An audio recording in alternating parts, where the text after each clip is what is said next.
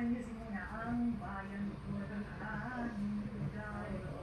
Yo, and once yung Pangulong Marcos pumasok doon sa Leonard Point,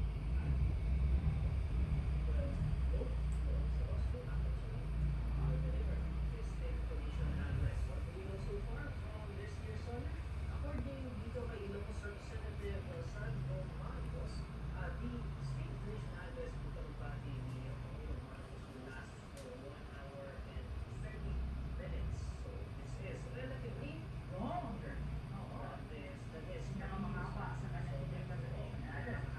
At pag nag-present pa naman si Pangulong Marcos ay para siyang ekonomista.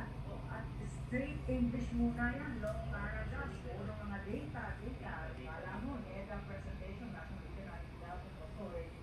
At pagkatapos magtatagalog siya ng very formal, and then papasugan na naman niya ng very presentation, akala mo nakikinig ka ng economic report. So, yeah, paras na kasi economics talaga yung pwede yung unang parte ng speech ni Pangulong Marcos. Ang combination niya na kay nililista niya kung ano yung mga requests. Kasi isa-isa na nililista yung mga requests niya, mga measures dito sa ating mga batas. So, 1 hour and 30 minutes, you can expect some extension doon sa aming time na yun. Pero konting-konti lang.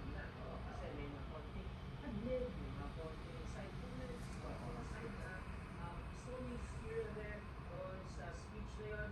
We don't know yet kung ano yung mga saktong nilalaman yung speech ni Pangulong Marcos, although we expect na may ilang sector na it will be punching fun.